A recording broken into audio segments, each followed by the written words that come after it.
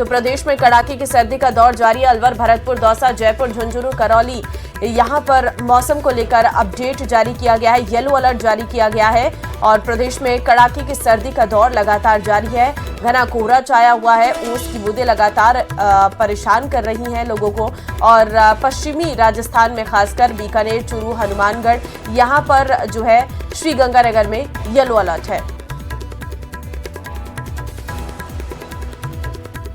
तो 11 जिलों में येलो अलर्ट जारी किया गया। 7 जिलों में, पूर्वी राजस्थान के 7 जिले इसमें हैं जिसमें येलो अलर्ट है और वहीं वरना पूरे अगर हम राजस्थान की बात करें तो 11 जिले हैं। पूर्वी राजस्थान में सिर्फ 7 जिले ऐसे हैं 11 में से जिसमें येलो अलर्ट है। प्रदेश में कड़ाके की सर्दी का दौर भी जारी हो चुका है क्योंकि कोल्ड वेव चलने के आसार भी नजर आए। पश्चिमी विक्षोभ चल ही रहा है। उसके बाद आपने देखा कि बरसात हुई, उसके बाद ओलावृष्टि हुई। अब फॉग से लोग गुजर रहे हैं, विजिबिलिटी काफी कम हो गई है। घने कोहरे की वजह से, ठंड बढ़ने की वजह से लोग अलाव का सहारा ले रहे हैं और जो भी उनको समझ में आ रहा है कि कैसे इस ठंड से बचनी चाहिए वैसे वो अपना बचाव भी कर रहे हैं। सड़कों पर गाड़ियों की रफ्तार भी धीमी हो चुकी है क्योंकि और बाजार में सन्नाटा भी पसरा है क्योंकि ठंड की वजह से लोग जब जरूरत है तभी घरों से बाहर निकल रहे हैं। तो बिल्कुल मौसम में लगातार ठंडक देखने को मिल रही है और ऐसी स्थिति में लगातार परेशानियों का सामना जो है वो लोगों को करना पड़ रहा है। फिलहाल जो है 11 जिलों में येलो अलर्ट जारी किया गया है।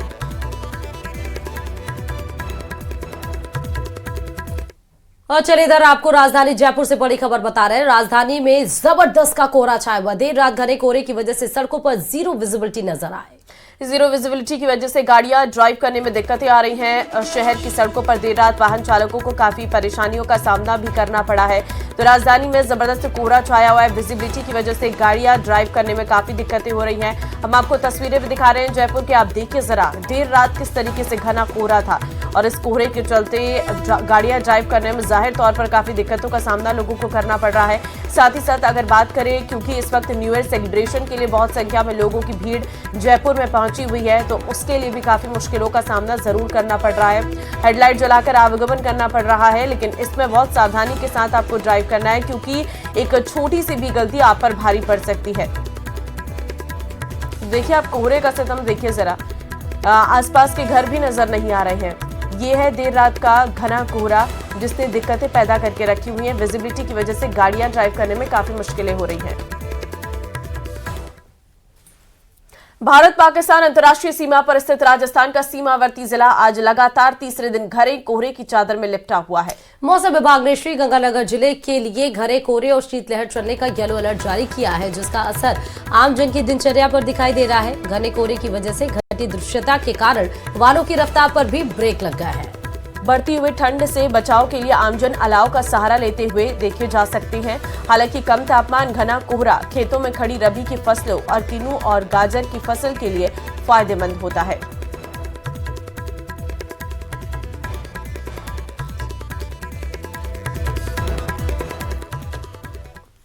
तो नए साल से पहले सर्दी अपने पूरे शवाब पर है और उत्तर भारत में इस वक्त हड्डियां गलाने वाली सर्दी का लोग सामना कर रहे हैं। पहाड़ों पर बर्फबारी तो मैदानी इलाकों में शीतलहर प्रकोप बरपा रहा है। जम्मू कश्मीर हो या फिर हिमाचल या उत्तराखंड, नजारा हर जगह एक जैसा है। यही वजह है कि सैलानी भी बढ़ चढ़कर पहाड़ों पर बर्फ का लुत्फ उठाने पहुंच रहे हैं। हर कोई इन मनमोहक नजारों का साक्षी बनना चाहता है और आनंद लेना चाहता है। आप तस्वीरों को देख सकते हैं, चंबा, डोडा, मनाली, गुलमर्ग, अनंतनाग की तस्वीर है। हर तरफ आपको बर्फ की सफेद चादर नजर आ रही होगी। बर्फ इस कदर जम गई है कि रास्ते बंद हो चुके हैं और साथ ही साथ चंबा में आप देखिए किस तरीके से पानी का फ्लो जो है वो बढ़ गया है और लगातार रास्ते को सही करने की कोशिश की जा रही है। बुलडोजर के माध्यम से बर्फ को हटाने का काम लगातार किया जा रहा है। गाड़ियां बर्फ में किस कदर ढक गई हैं वो अनंतनाग की इन तस्वीरों से आप अंदाजा लगा सकते हैं। तो इस वक्त पहाड़ों पर जनजीवन काफी अस्त व्यस्त नजर आ रहा है। कड़ाके की सर्दी पड़ रही है, पहाड़ों पर बर्फबारी है, मैदानी इलाकों में शीतलहर है जिसने ठंडक को और बढ़ा कर रख दिया है।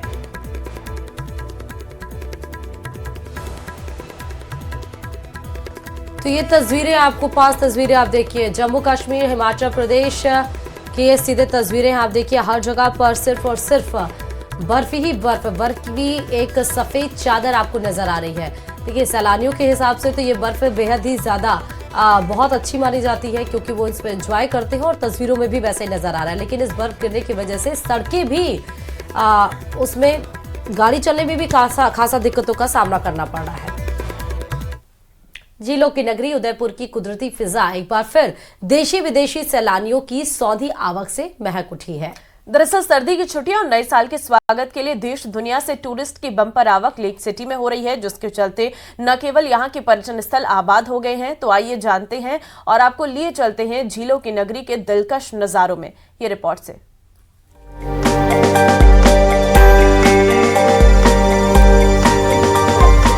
नीली झीलों का शहर राजस्थान का कश्मीर, पूर्व का वेनिस और ऐसी ही कई नामों से 7 समंदर पार तक अपनी पहचान बनाने वाले उदयपुर में पर्यटन सीजन परवान पर है। सर्दी की छुट्टियों और नए साल के स्वागत के जश्न में शामिल होने बड़ी तादाद में देसी विदेशी सैलानी लेक सिटी का रुख कर रहे हैं। टूरिस्ट की बम्पर आवक के चलते शहर के तमाम पर्यटन स्थलों पर मेले जैसा माहौल है। बात चाहे फतेह सागर की हो या फिर पिछोला झील की, नजारा मोती मगरी का हो या फिर सिटी पैलेस का, सुखाड़िया सर्कल हो या फिर सहेलियों की बाड़ी, हर तरफ पर्यटकों की आवक ने शहर के ट्रैफिक तक की फिजा को बदल दिया है।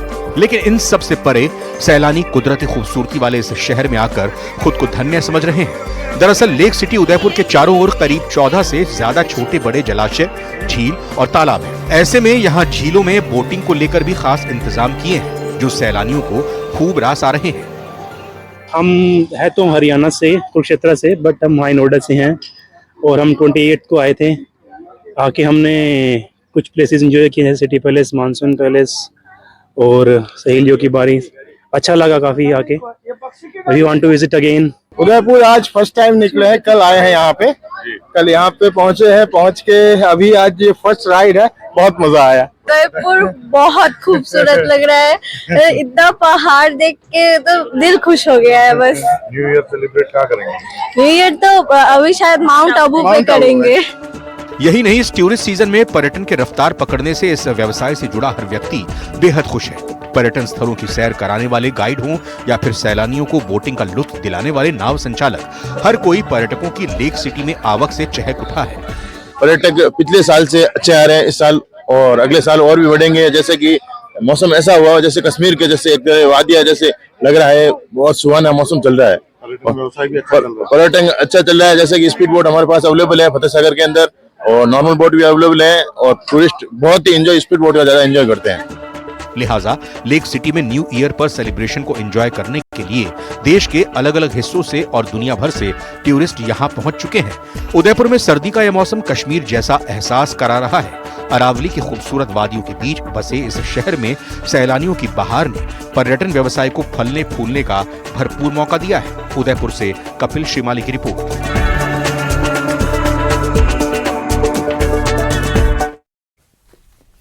तो वहीं जोधपुर जिले की बावड़ी तहसील के तालुका बेरा में एक बोरवेल में गैस निकलने से ग्रामीणों में चर्चा का विषय बना हुआ है। यहाँ गैस की गंध आने पर माचिस की तीली लगाकर देखी गई तो गैस ने हवा में आग पकड़ ली। हालांकि इस मामले की पुख्ता जांच के लिए अभी वहां कोई सरकारी एजेंसी नहीं पहुंची। दरअसल तालुका बेरा में अन्नाराम देवड़ा का खेत है और खेत में करीब 1.5 दशक पुराना बोरवेल है, जो लंबे समय से बंद किया गया था। बताया कि कुछ दिन पहले इस बोरवेल को फिर से काम में लेने के लिए खोला गया। बोरवेल के अंदर पंप उतारने से पहले सोमवार को जब कैमरा लटकाकर अंदर की स्थिति देखने की कोशिश की गई तो तस्वीरें देख हैरानी हुई। अंदर देखा गया कि गैस उबल रही थी।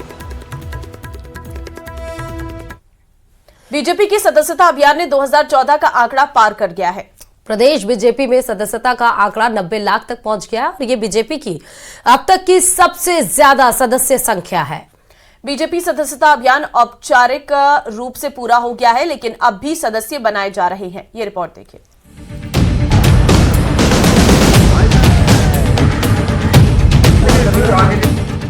टारगेट से दूर लेकिन टूटा 2014 का रिकॉर्ड। राजस्थान में 90 लाख मेंबर ही बना सकी बीजेपी। केंद्रीय नेतृत्व ने दिया था 1 करोड़ का टारगेट। राजस्थान बीजेपी सदस्यता अभियान का टारगेट पूरा नहीं कर पाई है। हालांकि बीजेपी ने साल 2014 का आंकड़ा पार कर लिया है। प्रदेश बीजेपी में सदस्यता का आंकड़ा 90 लाख तक पहुंच गया है। ये बीजेपी की अब तक की सबसे ज्यादा सदस्य संख्या है। बीजेपी में सदस्यता अभियान की शुरुआत 3 सितंबर को हुई थी। उस दिन प्रदेश में बीजेपी की सदस्यता संख्या को 0 कर दिया गया था। इससे पहले प्रदेश में बीजेपी के करीब 1 करोड़ 36 लाख सदस्य थे। बीजेपी सदस्य कैसे बने, इसके लिए 2 तरह से व्यवस्था की गई थी, यानी ऑनलाइन और ऑफलाइन दोनों ही तरह से मेंबर बनाए गए। अब तक करीब 90 लाख ही सदस्य बनाए जा चुके हैं। इस आंकड़े से बीजेपी पदाधिकारी खुश हैं। इसकी वजह साफ है कि अभियान ने पिछले आंकड़े को पार कर लिया है। इससे पहले 2014 और 2019 में सदस्यता अभियान चलाया गया था। इसमें साल 2014 में 87 लाख सदस्य बनाए गए थे। वहीं 2019 में करीब 58 लाख मेंबर्स बनाए गए थे। लिहाजा 10 साल के समय में सबसे ज्यादा सदस्य बनाए गए हैं। राजस्थान के अंदर 10,000 के लगभग प्रतिदिन सदस्य अभी भी बन रहे हैं और संगठन पर्व का कार्य क्योंकि चालू हो गया है, इसलिए अब ये जो सक्रिय सदस्य बने हैं ये सभी कार्यकर्ता संगठन पर्व में, कोई कार्यकर्ता बूथ अध्यक्ष बनेगा, कोई मंडल अध्यक्ष बनेगा, कोई जिला अध्यक्ष बनेगा, कोई प्रदेश अध्यक्ष बनेगा। इस प्रकार से हमारा संगठन पर्व का प्रारंभ है। इधर कई क्षेत्रों में ऑनलाइन सदस्यता के बाद ऑफलाइन सदस्यता भी चलाई गई, जिससे आंकड़ा बढ़ा, लेकिन ज्यादा सफलता नहीं मिल पाई। इस बार सदस्यता बनाने का तरीका कठिन रहा। इस बार जिसने मेंबरशिप ली उसका पूरा फॉर्म भरा गया, जिसमें फोन नंबर के साथ मेल आईडी के साथ ही तमाम जानकारी फीड की गई। इस कठिन प्रक्रिया के बाद 90 लाख सदस्य बने हैं, जो किसी अचीवमेंट से कम नहीं है। हाल के जो सांसद है उन्होंने ऑनलाइन अपनी स्वयं के आईडी से 75,000 सदस्य बनाए। अविनेश महर्षि जी हैं, उन्होंने 22,000 ऑनलाइन सदस्य बनाए और दोनों ऑफलाइन और ऑनलाइन मिलाकर राजस्थान का सदस्यता अभियान लगभग 90 लाख के आसपास है। पिछली बार 2 टुकड़ों में हमारा सदस्यता अभियान हुआ था 2014। और इसी के साथ इस बुलेटिन में फिलहाल के लिए बस इतना ही। और आगे देखिए मेरे साथ 30 मिनट 50 चले, 30 मिनट 41 चले। नमस्कार।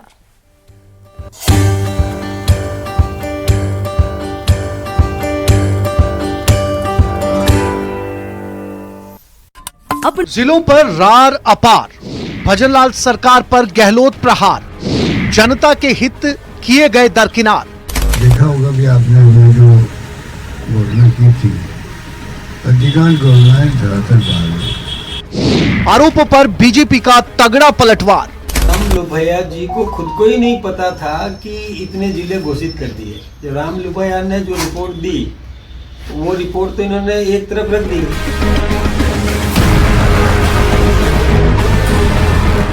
जिस बात का अंदेशा हो वह हो भी जाए, तब भी दिल कहां सच स्वीकार करने के लिए तैयार रहता है। ये बात कांग्रेस से बेहतर भला कौन समझ सकता है। तभी नए जिले बनाकर इतिहास में नाम दर्ज कराने की हसरत रखने वाले सूबे के पूर्व मुख्यमंत्री प्रदेश सरकार पर आक्रामक हैं। रविवार को प्रेस कॉन्फ्रेंस कर गहलोत ने कहा कि 9 जिलों को खत्म करने का कैबिनेट का फैसला जन विरोधी है।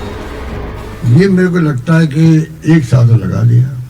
अगर ऐसा गलत काम किया होता हमने तो सरकार ने पहला काम जिला खत्म करने का ही करना चाहिए था। 1 साल के चक्कर 1 साल। और जो जिले का कमेटी बनाई जिसने, वो तो बीजेपी ज्वाइन भी कर लिया अब तो अधिकारी ने। जिसने कमेटी की रिपोर्ट दी है वो बीजेपी ज्वाइन कर चुके हैं। तो इसका मतलब है कि जो बीजेपी ने पार्टी ने जो तय किया वो उस अधिकारी को लगा के उसके माध्यम से करवाया गया। पूर्व मुख्यमंत्री ने दावा किया कि बेहतर प्रशासन और आमजन को राहत देने के लिए नए जिले बनाए गए थे। अशोक गहलोत ने नए जिले बनाने के पीछे अपने तर्क भी पेश किए। लोगों को प्रशासनिक सहूलियत मिले, बजट घोषणाओं को पूरा करने में होती है आसानी, मॉनिटरिंग होती है आसान, अधिकारियों में अच्छे काम की रहती है स्पर्धा। वो तमाम स्कीमों को लागू करने में आसानी होती है, नंबर 1। नंबर 2, उनकी मॉनिटरिंग हो सकती है धरातल पर काम पूरे होने की। और नंबर 3, जो फरियादी आते हैं, गरीब आदमी, किसान, मजदूर जो भी है, जो अन्याय उत्पीड़न हुए हैं लोगों के साथ में, वो अपनी फरियाद भी ढंग से दे सकते हैं। क्योंकि एक जिले के अधिकारी आ रहे थे, बढ़ गए तो 2 जिले में हो गए। फिर मैं एक कॉन्फिडेंस रहता है कि हमारे प्रमोशन भी अच्छे होंगे, हमारी परफॉर्मेंस देखी जाएगी तो आसानी रहेगी काम करने में भी। ये तमाम तरीके से मैं समझता हूँ जिले छोटे होने में कोई दिक्कत है ही नहीं, बल्कि उसका लाभ मिलता। गहलोत ने मध्य प्रदेश, छत्तीसगढ़ और आंध्र प्रदेश में बनाए गए नए जिलों का उदाहरण देते हुए प्रदेश में और नए जिले बनाने की वकालत की। तुलना करें हम लोग गुजरात के, छत्तीसगढ़ के, कई राज्यों की, मध्य प्रदेश की भी। मध्य प्रदेश में हमसे कम एरिया है, बहुत और 53 जिले बन गए हैं। 2 और बना दिया, 53 है वैसे। पहले कम तो 53 बना दी, अभी बने हाल ही मेरे ख्याल से। तो आप सोच सकते हो क्यों बना रहे हो। गहलोत के आरोपों पर प्रदेश बीजेपी अध्यक्ष मदन राठौड़ ने कड़ा पलटवार किया। राठौड़ के मुताबिक जनता के लिए नहीं, सरकार बचाने के लिए नए जिले बनाए। राम लुभाया कमेटी ने 40-41 जिले बनाए।